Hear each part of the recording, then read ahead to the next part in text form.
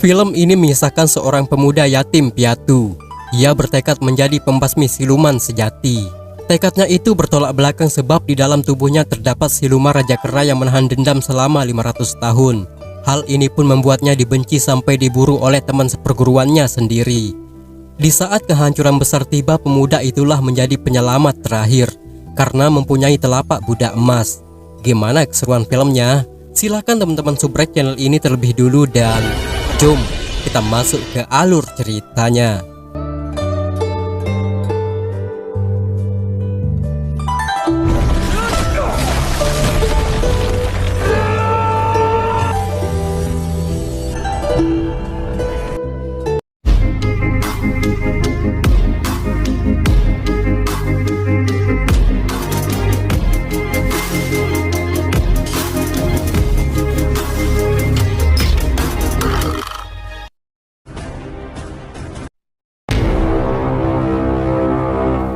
Film dibuka dengan beberapa murid perguruan pembasmi iblis.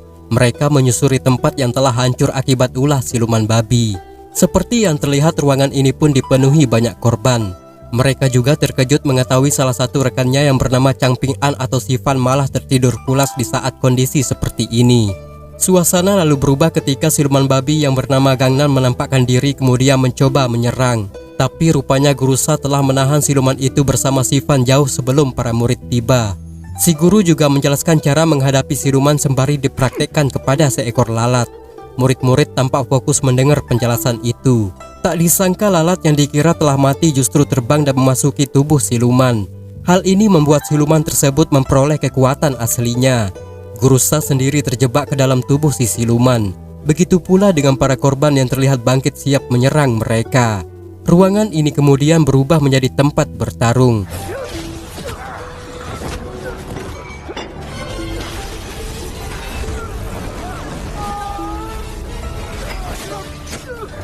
Para murid yang hendak menghabisi siluman itu kesulitan. Mereka tahu si guru terjebak di dalam tubuhnya. Kesempatan ini lalu digunakan untuk menyerang balik, sampai murid perguruan kewalahan.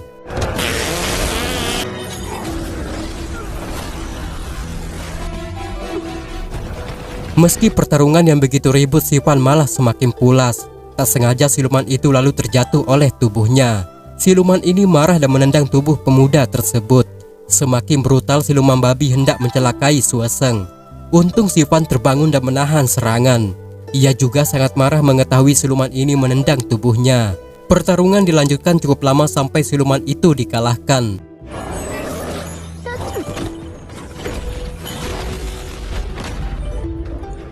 Sepertinya Sifan tak memberi ampun meski ia tahu guru mereka terjebak di dalam tubuh siluman ini. Suasana berubah seiring berakhirnya pertarungan. Para murid sejenak bingung tak menyangka si guru masih hidup. Sifan lalu ditanya kenapa ia membunuh siluman babi, sedangkan dia tahu si guru terjebak di dalam tubuh siluman itu. Sifan menjawab kehidupan siluman dan manusia berbeda. Ucapan ini membuat si guru bangga terhadapnya. Ia juga meminta agar murid-murid senior belajar kepada Sifan. Si guru kecewa tindakan salah yang diambil mereka karena mempercayai perkataan siluman. Kisah di masa lalu dijelaskan si guru. Kalau Cheng Xuanzang pernah ditipu Raja Kera. Ia percaya sifat iblis yang dimiliki Xuanzang telah hilang. Akibatnya banyak pembunuhan dilakukan Xuanzang. Ia tak sadar telah ditipu siluman Raja Kera. Dari itu si guru meminta agar muridnya tak mengulangi kisah itu atau percaya kepada siluman. Lanjut cerita, si guru menjelaskan kalau dulu Sun Wukong atau Raja Kera memiliki sifat iblis yang kejam. Ia lalu bertobat dan mendapat tugas mengambil kitab suci ke barat. Itu semua berdasarkan arahan Cheng Xuanzang. Selain itu, sifat iblis yang dimiliki Sun Wukong dikurung dalam kitab Buddha selama 500 tahun. Tapi iblis itu malah semakin kuat. Hanya Cheng Xuanzang yang bisa mengatasi semua itu. Ini merupakan rahasia yang masih dalam pertanyaan. Si guru teringat saat guru Yinsin membawa Sifan naik gunung ketika masih bayi dan sekarat. Dialah orang pertama yang menerima kemudian merawat bayi itu sampai dewasa dan menjadi pembasmi iblis berbakat seperti saat ini. Sebuah pesan diberikan si guru kepada Sifan, yaitu tidak pernah berbelas kasih terhadap siluman. Sifan lalu berjanji akan mengingat pesan ini. Di suatu hari Master Guru mengumpulkan semua anggota perguruan. Aula ini dipenuhi para pembasmi dengan beragam aliran. Rupanya Master Guru ingin memberikan lonceng penghargaan kepada murid berbakat. Salah satunya Sivan yang merupakan murid kebanggaan. Hal aneh kemudian terjadi ketika Sivan mendengarkan suara lonceng ini. Pikirannya terarah ke sosok Raja Kera yang mengamuk menghadapi kekuatan Buddha. Si guru tak tahu apa yang dirasakan oleh Sivan. Ia mengira muridnya sedang memberi hormat. Tak lama setelah itu Sivan berubah menjadi siluman kera. Guru Yinsi berusaha menjelaskan kalau pemuda ini memiliki setengah manusia dan iblis. Tapi para murid tak peduli, bahkan ingin menghabisi Sivan.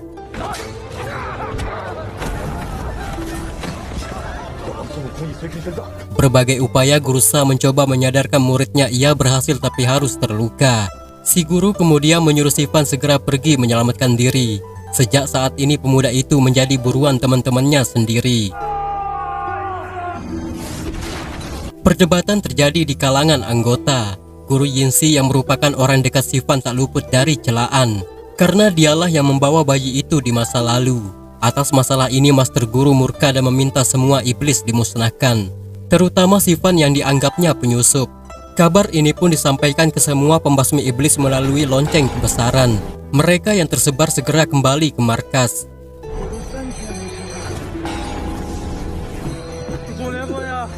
Di dalam hutan tampak rumah kosong disinggahi beberapa orang pejalan kaki. Sivan yang terluka bergabung bersama mereka. Namun orang-orang itu ketakutan menyadari pemuda ini bukanlah manusia. Bertepatan itu juga suara keributan terdengar. Ternyata itu Suaseng yang kesulitan setelah bertarung melawan siluman. Tak tinggal diam, Sivan membantu dan menyegel siluman tersebut.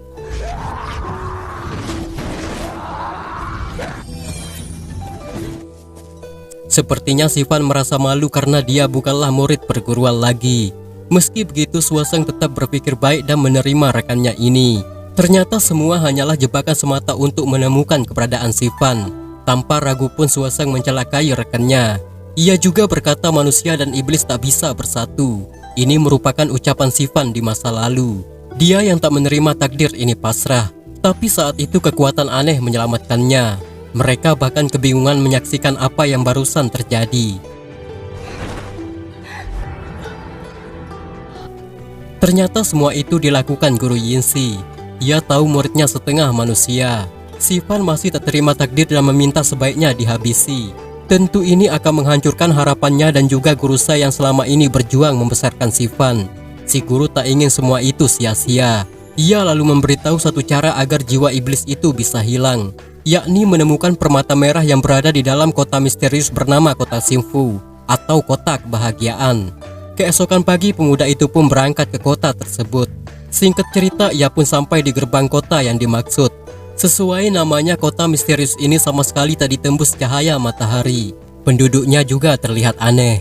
Perlahan Sivan berjalan memasuki kota. Ia lalu bertemu dua orang murid pembasmi iblis yang dalam ketakutan. Mereka terkejut melihat Sivan di sana. Ia tahu Sivan adalah musuhnya. Kedua murid itu frustasi yakin tak akan bisa menang. Mereka memilih mengakhiri hidupnya sendiri. Sivan kebingungan, ia bahkan dihantui suara-suara yang meyakinkan dirinya seorang iblis. Tak berselang lama wujudnya pun terbagi dua. Sivan mencoba melawan sosok kembarnya dengan kekuatan penuh. Tapi itu semua sia-sia sebab wujudnya itu jauh lebih kuat.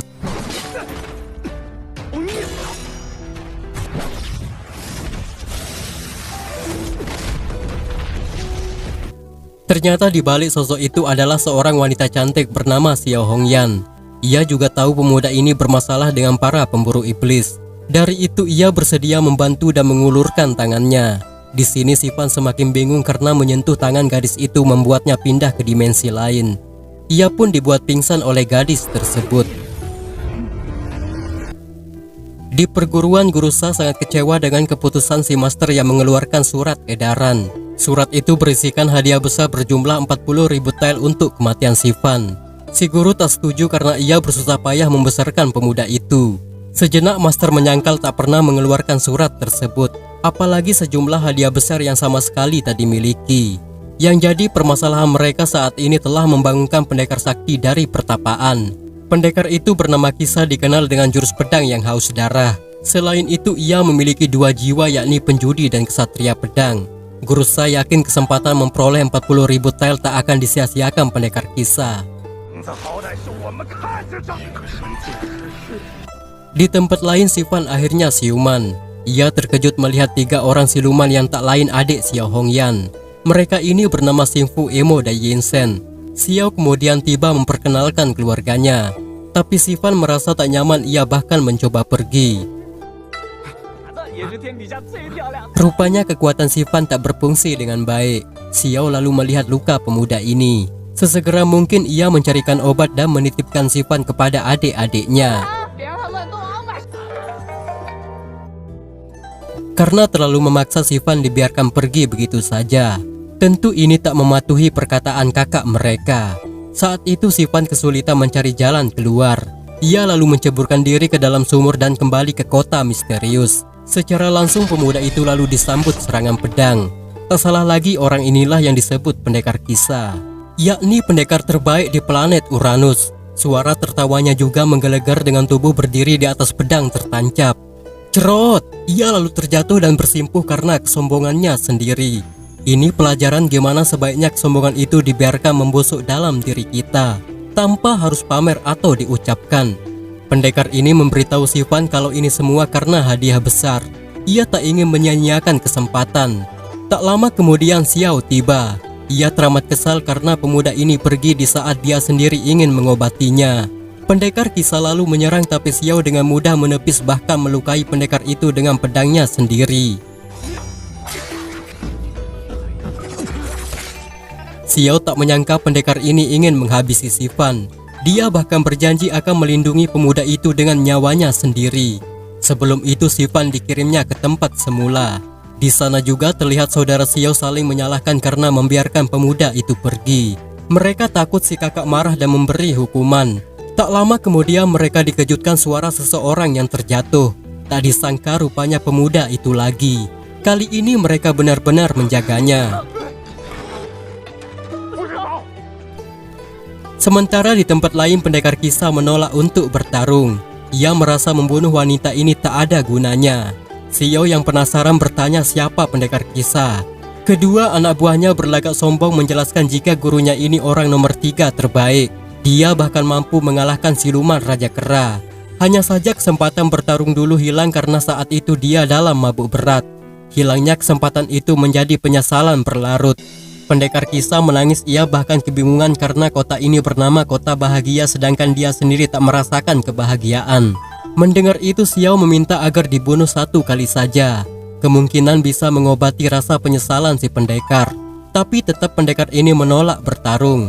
Tak ada kesempatan dirasa Xiao memancing amarahnya. Pendekar itu pun terpaksa meladeni, ia menggunakan jurus pedang terbaik.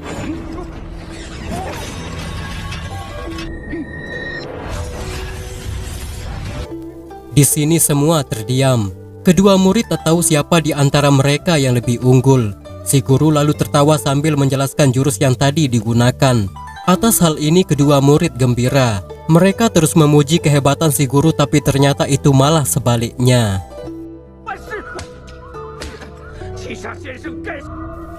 Seperti biasa Sifan terus memaksa pergi. Ia juga menjelaskan tujuannya untuk mencari permata inti roh. Mereka yang mendengar itu memberitahu kalau permata tersebut berada di Sungai Buheng. Karena terkecoh mereka lagi-lagi melepaskan pemuda itu. Dalam kebingungan mereka Xiao datang mencari Sifan. Dengar rasa takut, Yinsen memberitahu kalau pemuda itu pergi mencari permata inti roh. Seperti yang terlihat Sifan telah berada di Sungai Buheng. Di sana ia melihat seorang bocah yang diyakini sebagai penjaga sungai. Anggapan itu juga dibenarkan Xiao. Dia menjelaskan kalau bocah itu bertugas mengantarkan makanan kepada sosok siluman ikan penjaga permata inti roh. Xiao bertanya maksud Sifan mencari benda itu sampai nekat masuk ke kota Xingfu. Sifan menjelaskan itu karena jiwanya setengah siluman. Sampai di sini Xiao paham. Ia tahu maksud dan tujuan pemuda ini. Secara langsung wanita itu membawa Sifan menuju ke sebuah tempat. Disinilah permata inti roh itu disimpan. Terlihat juga seorang siluman ikan yang disegel. Dialah penjaga terakhir yang ditugaskan Dewa Dapeng. Siluman ini bernama Xuanzang, mempunyai ingatan hanya 5 detik. Xiao lalu berpura-pura menjadi buheng atau pengantar makanan. Sementara Sifan mencoba mengambil permata tersebut. Dengan nekat Xiao melepaskan segel itu. Ia kemudian tahu kalau Xuanzang hanya mempunyai ingatan 5 detik. Kesempatan ini dimanfaatkan oleh Xiao hingga permata itu diperoleh dengan mudah. Xiao menyarankan agar Sifan menelan permata inti roh. Itulah cara memurnikan jiwa setengah siluman. Tanpa ragu Sifan menuruti dan berubah menjadi siluman seutuhnya. Melihat itu Xiao senang karena Sifan berhasil. Tapi tentu ini bukanlah yang diharapkan Sifan. Tak lama berselang permata itu mengeluarkan energi. Sifan kesakitan dan meminta permata itu dikeluarkan. Dengan gercep Xiao membantu. Di sini Sifan mengerti kalau wanita inilah yang dimaksud Guru Yin. Dia mengeluarkan cahaya pada pupil ketika memperoleh permata tersebut. Ini menunjukkan kalau Xiao seorang siluman yang mewarisi kekuatan Phoenix, yaitu kekuatan besar yang menjadi rebutan sejak 500 tahun silam. Atas kejadian tadi Xiao kebingungan karena permata ini tiba-tiba menolak. Ia percaya itu kemungkinan karena tubuh Sifan belum pulih. Xiao juga berjanji akan membantu. Ia mengembalikan permata itu namun Sifan malah membuangnya. Mereka kembali dikejutkan oleh serangan pendekar kisah. Tampak pendekar ini tak seperti biasa, bahkan terlihat lebih tangguh. Sejenak Xiao tak percaya karena pendekar kisah sebelumnya sangat lemah. Perlahan si pendekar menjelaskan kalau kisah yang dulu sama dengan yang sekarang. Sepertinya Xiao mengenali jurus mematikan itu. Ia yakin pendekar kisah yang telah membunuh orang tuanya. Pendekar ini mengaku dia juga tahu kalau Xiao bocah yang selamat dan satu-satunya pewaris kekuatan Phoenix. Ia berjanji akan menghabisi Xiao setelah membunuh Sifan. Semakin marah Xiao juga bersumpah melindungi Sifan dengan nyawanya. Pertarungan terjadi cukup lama. Kisah menunjukkan kekuatan 10.000 pedang. Xiao kewalahan dan terluka, mereka terpaksa mengakhiri pertarungan ini.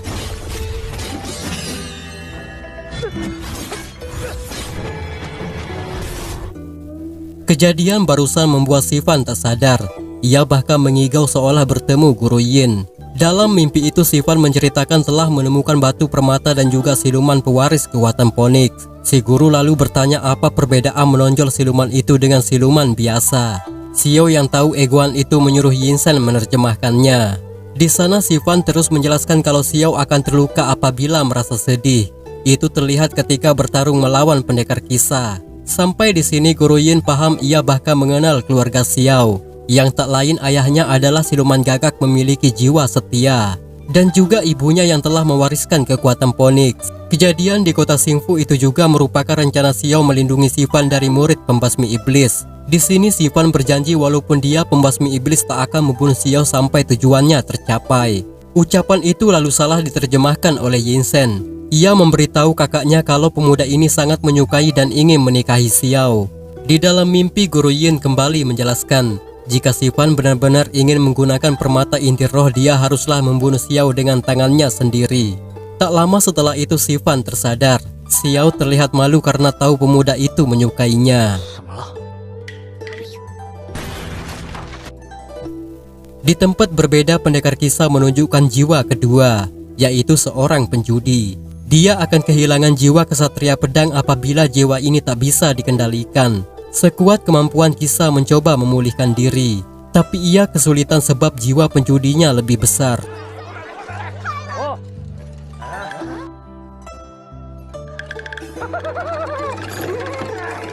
Sifan sadar kalau pendekar kisah orang yang bisa membahayakan Xiao.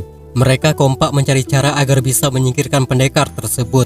Sebelumnya ketiga siluman ini meragukan perkataan Sifan, tapi mereka percaya setelah dijelaskan. Bertepatan itu juga Xiao tahu rencana itu. Mereka langsung dikirim ke tempat pendekar kisah. Semua orang dikejutkan karena mereka dianggap siluman. Pendekar kisah juga lupa kalau Sifan adalah musuh yang pernah dihadapi. Ini disebabkan karena jiwa penjudinya yang aktif. Orang-orang lalu menyadarkannya kalau pemuda itu siluman. Di antara lupa-lupa ingat pendekar ini mengancam Sifan. Xiao lalu datang dan membuat mereka panik. Semakin bingung pendekar kisah sama sekali tak mengenal wanita ini. Ia lalu dihajar Xiao hingga pingsan.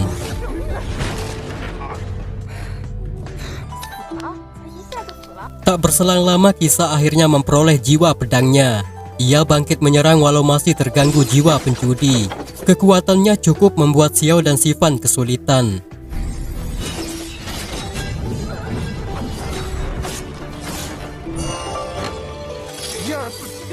Dalam pertarungan itu Emo dan Yinsen mengetahui kelemahan kisah. Keduanya lalu mengecoh fokus dengan mengajak si pendekar bermain dadu. Walau demikian kisah mencoba menenangkan diri, tapi sulit sebab Sifan menekan dengan uang perak dan emas. Akhirnya pendekar kisah kembali ke jiwa penjudi menghilangkan kesatria pedangnya. Kesempatan ini digunakan Xiao mengakhiri dendam lama. Pendekar kisah pun mati beneran.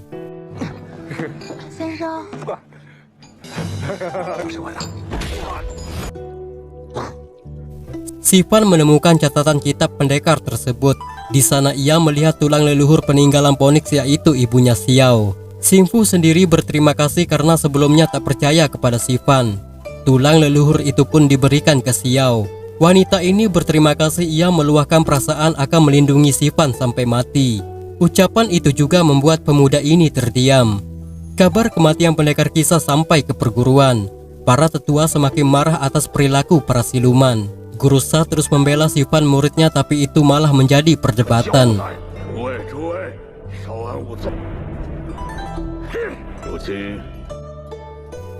Di malam ini penduduk kota Xingfu atau kota bahagia merayakan malam tak seperti biasa. Sifan termenung dan dibawa ke alam mimpi mencari batu permata. Di sana mereka bercumbu sambil menangkap buhang bocah penjaga sungai.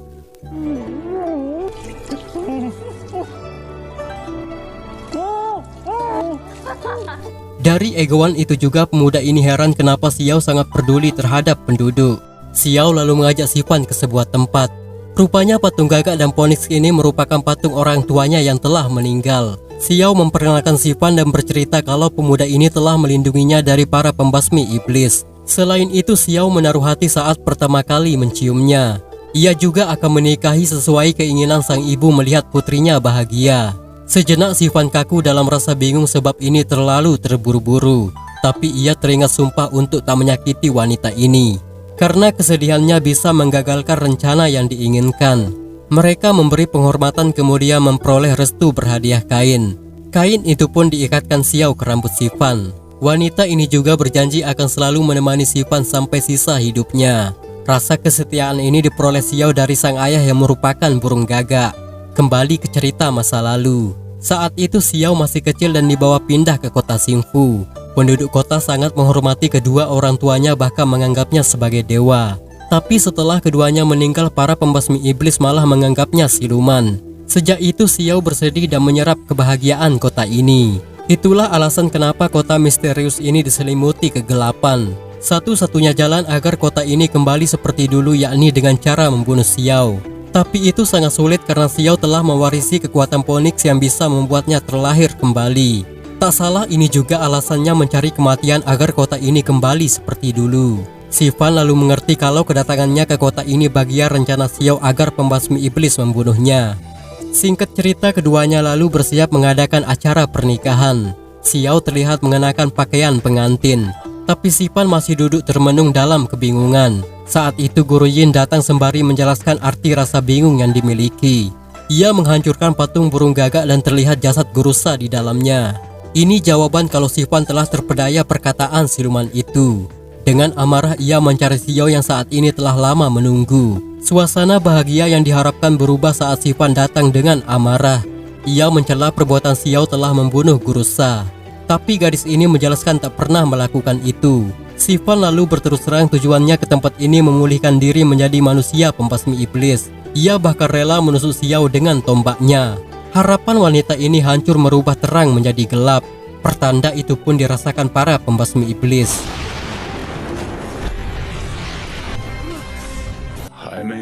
Di sini Xiao rela menuruti kemauan Sifan. Ia menyerahkan diri kepada para pembasmi iblis yang baru tiba. Tanpa pikir panjang mereka bergantian menyerang wanita yang dianggapnya siluman jahat. Melihat itu Sifan tak tega, ia menyelamatkan Xiao ke tempat lain.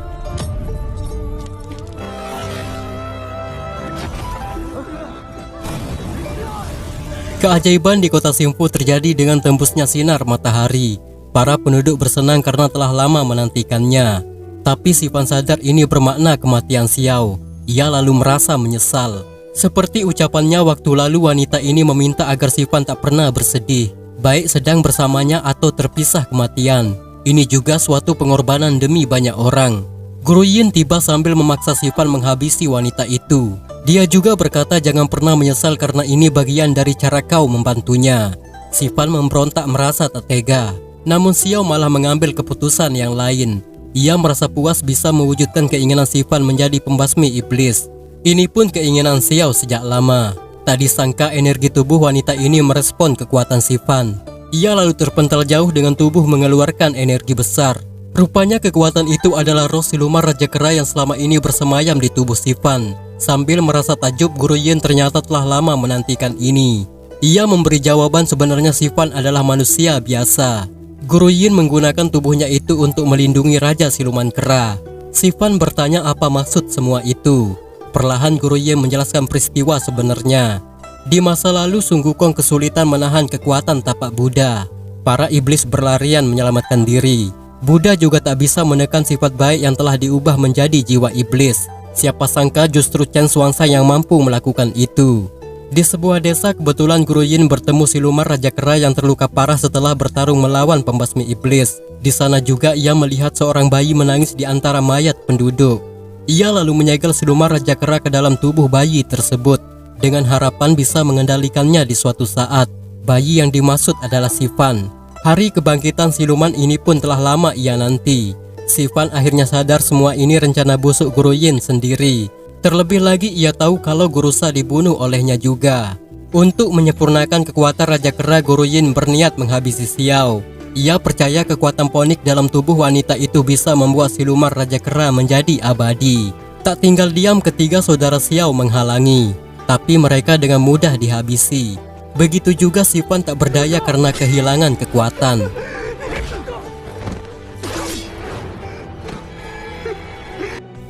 Master dan para murid tiba di tempat itu. Mereka sangat kesal setelah tahu kebusukan Guru Yin. Master langsung menyerang namun Guru Yin dilindungi kekuatan siluman kera. Inilah wujud sebenarnya siluman Raja Kera yang berada di tubuh Sifan. Para murid juga tak bisa menandingi kekuatan siluman tersebut. Dengan senangnya juga Guru Yin memperkenalkan dirinya. Tapi siluman ini sama sekali tak mengingat apapun, dia malah menghajar tuannya sendiri. Setelah itu ia mencari seseorang bernama Chang Ping An. Ternyata siluman ini bukanlah Sun Wukong, melainkan jiwa iblis yang bernama Rulai dan menaruh dendam selama 500 tahun. Tubuh Sifan pun dicabik-cabik olehnya. Dalam sisa tenaga, Xiao menghalangi sampai dia sendiri merasakan pukulan yang menyakitkan.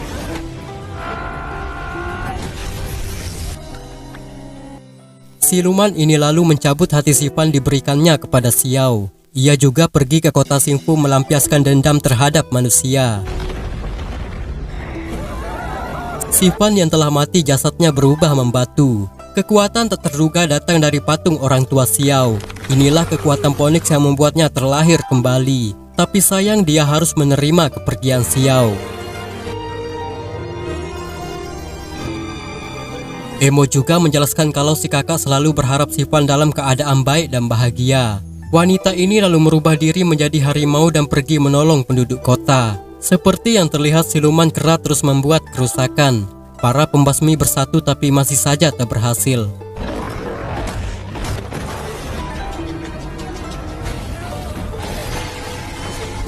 Untuk menandingi kekuatan itu, Sifan harus menelan permata inti roh. Dengan demikian kekuatan Dewa Dapeng selama ratusan tahun dapat diperoleh. Meski tindakan ini mempunyai risiko yang besar, tubuhnya lalu melayang dan terbakar. Ia juga teringat saat bersama Xiao. Di dalam kota, siluman itu telah merajai manusia. Ia bahkan tak segan membunuh mereka semua. Suara lonceng sejenak menghentikannya. Ternyata itu petunjuk kebangkitan dewa yang telah menyatu dengan tubuh Sifan. Kali ini pertarungan tingkat dewa dan siluman pastilah terjadi.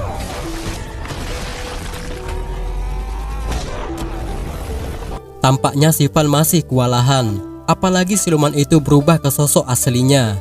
Ia bahkan mengaku memperoleh kekuatan abadi. Mendengar itu, Sifan menggunakan telapak budak emas. Terlihat ia kesulitan tapi syukur para pembasmi membantu. Sampai siluman itu kembali disegel.